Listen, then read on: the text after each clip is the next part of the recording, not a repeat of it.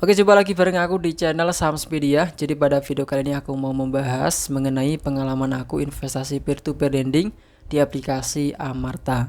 Nah, sebenarnya saya sudah lama ya investasi di aplikasi Amarta dan sudah lama selesai investasi di Amarta.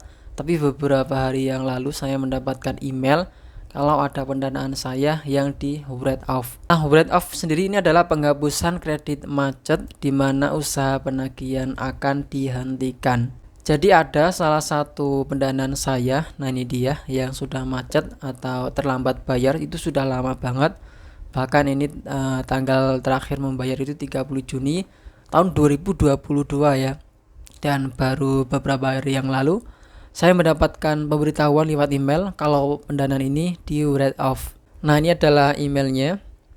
Pengumuman write off lender Amarta September 2023. Jadi di sini isinya saya diberitahu kalau ada pelaksanaan write off ya, dan di sini dikasih tahu kriteria mitra peminjam untuk dilakukan write off.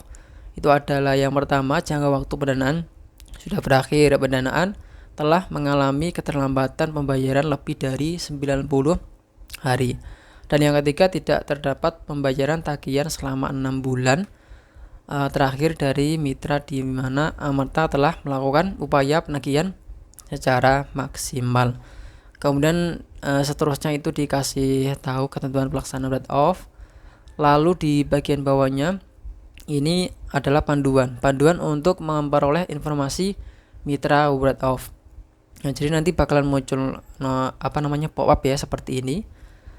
Kita harus klik di sini nih, daftar mitra write off dapat dilihat di sini. Jadi saya buka di bagian ini ya, portofolio. Jadi muncul pop-up seperti ini, lalu saya klik tombol di sini. Nah, setelah itu saya mendapatkan yang namanya file PDF. Nah, ini adalah file PDF-nya. Di sini ada keterangan daftar mitra write off.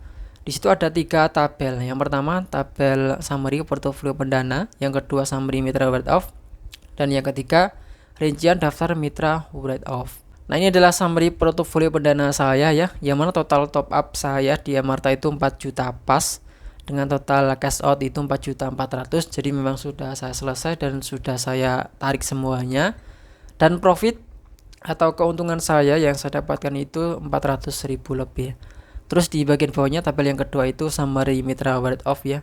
Itu ada jumlah mitra terdampak itu 1 dengan plafon 4 jutaan.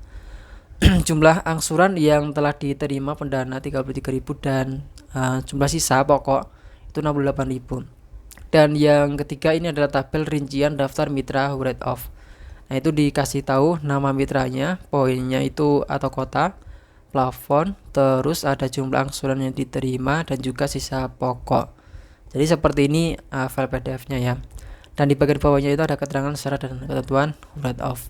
Nah, dari 4 juta total semuanya yang saya top up itu saya sebar, saya investasiin pada satu pendana itu Rp100.000, karena di sini saya investasinya itu pada bagian yang crowdfunding. Karena kan di aplikasi Amarta ini kita juga bisa memilih yang crowdfunding atau urun dana. Itu minimal Rp100.000. Dari ke-40 pendana itu satu yang terlambat bayar dan akhirnya di write off ini. Nah, ini dia ya. Terlambat, ada keterangannya terlambat. Nah, apakah saya mendapatkan asuransi? Jawabannya enggak, karena di sini saya investasinya itu pada bagian yang crowdfunding. Nah, ini kan ada yang keterangan crowdfunding. Jadi saya investasinya di sini dengan minimal Rp100.000. Jadi kalau misalnya teman-teman itu investasinya pada crowdfunding, itu tidak dapat yang namanya asuransi. Nggak ada asuransi di bagian crowdfunding. Tapi bisa diminimalisir resikonya dengan cara yang saya lakukan ini ya. 4 juta saya sebar semuanya masing-masing Rp100.000 dan kena satu yang di write off atau gagal bayar. Jadi silakan diperhatikan kalau misalnya teman-teman mau investasi di aplikasi Amarta ini, kamu bisa memilih ini ya, tipe pendana.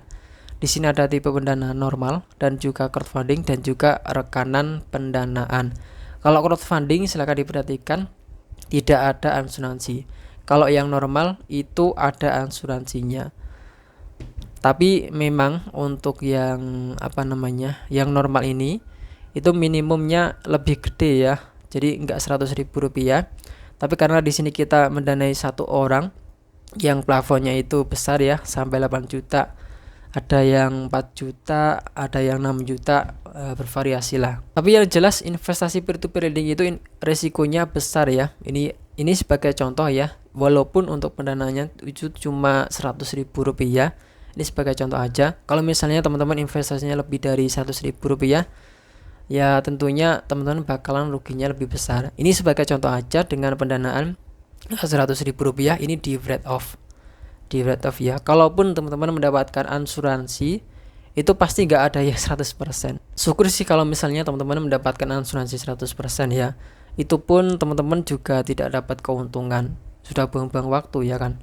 Di sini sih saya masih untung ya, masih mendapatkan keuntungan yang besar ya, dengan bagi hasil yang saya terima itu total 400.000 rupiah, dengan yang hangus atau yang gagal bayar itu atau sisa pokok itu sekitar 60 ribuan. Jadi masih untung. Jadi hati-hati buat teman-teman yang mau investasi peer-to-peer lending, karena ini risikonya besar ya, bisa aja teman-teman malah merugi. Jadi mungkin itu aja untuk video kali ini, semoga bisa bermanfaat dan bisa jadi referensi buat teman-teman. Jangan lupa subscribe dan kita akan bagi di video selanjutnya.